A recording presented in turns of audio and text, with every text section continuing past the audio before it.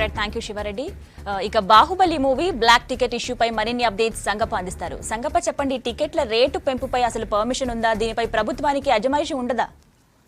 దానికి మల్టీప్లెక్స్లలో ఎట్టి పరిస్థితుల్లో కూడా టికెట్ రేట్ పెంచకూడదు గీతాంజలి. యాక్చువల్లీ వైఎస్ రాజశేఖర్ ముఖ్యమంత్రిగా ఉన్నప్పుడు ఈ పెద్ద సినిమాలు నష్టపోతున్నారని చెప్పి వాళ్ళ డిమాండ్ మేరకు చాలాసార్లు చర్చ జరిగిన తర్వాత కేవలం పెద్ద సినిమాలకు అవి కూడా మామూలు థియేటర్లు మల్టీప్లెక్స్ సినిమాలు కాకుండా 70mm డిజిటల్ సౌండ్ ఈ సినిమాల థియేటర్లలో కేవలం మొదటి వారం మాత్రమే వాళ్ళకి స్లాబ్ విధానం పెట్టారు. అప్పుడు మాత్రమే వాళ్ళు 70-80 రూపాయలటువంటి టికెట్ని 100 రూపాయలకి 125 వరకు అమ్ముకోవడానికి పర్మిషన్ ఇచ్చారు. కానీ మల్టీప్లెక్స్లో మాత్రం ఎట్టి పరిస్థితుల్లో కూడా రేట్ పెంచుకోవడానికి అవకాశం లేదు, అలాంటి అనుమతి కూడా లేదు. కానీ ఇప్పుడున్నటువంటి పరిస్థితుల్లో బాహుబలికి వచ్చినటువంటి హైప్ వల్ల కావచ్చు, ప్రేక్షకులకు ఉన్నటువంటి వీక్నెస్ని కావచ్చు, ఈ డిస్ట్రిబ్యూటర్లు ప్రొడ్యూసర్ ఇద్దరు కలిసి ఒక్కసారిగా దోచుకోవడానికి తెరలేపారని చెప్పొచ్చు.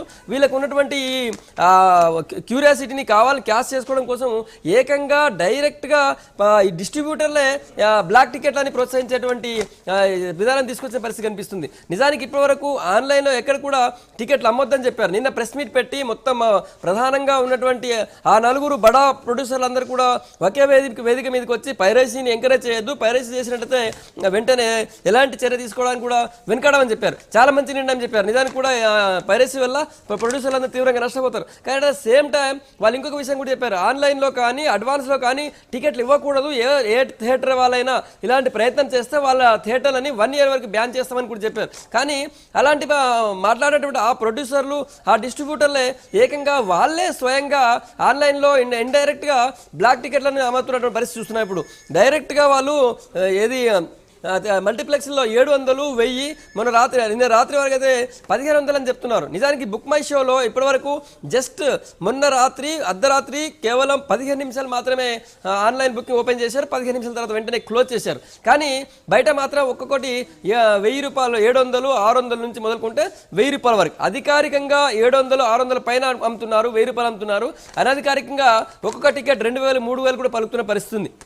డైరెక్ట్గా ఇదంతా కూడా నైజామీరా డిస్ట్రిబ్యూటర్ దిల్ రాజు కనుసన్నలో జరుగుతుందని చెప్పి అక్కడ బయట ఉన్నటువంటి ప్రేక్షకులు, చిన్న నిర్మాతలు థియేటర్ల యజమానులు కూడా అదే చెప్తున్నారు. థియేటర్ల యజమానులు కూడా చెప్పేది ఏంటంటే ఎట్టి పరిస్థితుల్లో కూడా బయటకు మేము అడ్వాన్స్ ఇవ్వలేమన్నటువంటి పరిస్థితి చెప్తూనే వాళ్ళు డైరెక్ట్గా దిల్ రాజు కనుసన్నలో ఏం జరుగుతున్న విషయాన్ని వాళ్ళే విని చెప్పడానికి విస్మయం చెందుతున్నారు. అలాంటి పరిస్థితి ఉంది గీతాంజలి. అంతేకాకుండా నిజానికి బెనిఫిట్ షోలు, దీనికోసం స్పెషల్ షోలు పెట్టి మళ్ళీ అవసరమైతే నిజానికి తగ్గించడం కోసం, ప్రేక్షకుల నుంచి ఉన్నటువంటి ఒత్తిడిని తగ్గించడం కోసం బెనిఫిట్ షోలు, స్పెషల్ షోలు కొన్ని సందర్భాల్లో ప్రత్యేకమైన పరిస్థితిలో పెడతారు. కానీ దానికి టికెట్ల రేట్లు పెంచి పెట్టడం కాదు. ఇప్పుడు బెనిఫిట్ షోలు, స్పెషల్ షోలకి 2000, 3000 టికెట్ వసూలు చేసేటువంటి పరిస్థితి కూడా ఉంది. అంటే ఓవరాల్గా పబ్లిక్లో అటు ప్రేక్షకుల్లో నెలకొన్నటువంటి ఆసక్తిని, వాళ్ళ వీక్నెస్ని క్యాచ్ చేసుకోవడం కోసం ఏకంగా వాళ్ళు పెట్టినటువంటి డబ్బుకి 4-5 రెట్లు వ్యాపారం చేసుకోవచ్చు. కానీ ఈ వ్యాపారాన్ని బ్లాక్లో అమ్మి వ్యాపారం చేసుకోవాలని చెప్పి ఏకంగా డిస్ట్రిబ్యూటర్లు, ప్రొడ్యూసర్లే ప్లాన్ చేసుకోవడం అనేది చాలా దారుణమైన విషయం. అటువంటి పరిస్థితి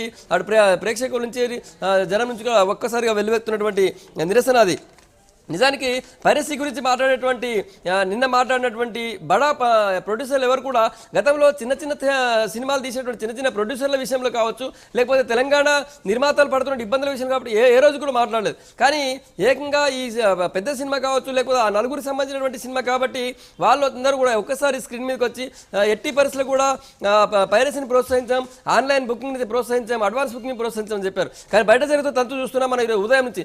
నిన్న రాత్రి నుంచి కూడా మొత్తం ప్రేక్షకులు అన్ని థియేటర్ల దగ్గర లైన్ కట్ నిలబడి ఉంటే ఒక్క దగ్గర కూడా వాళ్ళు టికెట్ ఇవ్వడానికి రెడీగా లేరు. పైగా విషయం చెప్పట్లేదు, ఏకంగా వారం రోజుల టికెట్లు ఇప్పుడే ఇంకా సినిమా రిలీజ్ కాలేదు, ఇంకా 2 రోజుల టైం ఉంది, ఎల్లుండి రిలీజ్ ఉంది.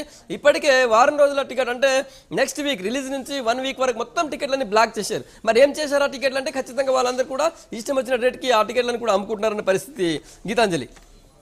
సంగప్ప, అయితే కొన్ని సందర్భాల్లో బెనిఫిట్ షో వేస్తారని మీరు చెప్పారు. అంటే ఇప్పుడు కూడా అర్ధరాత్రి సమయంలో బెనిఫిట్ షోస్ వేస్తున్నారు. అంటే వీటికి అసలు పోలీస్ పర్మిషన్ అనేది ఉందంటారా?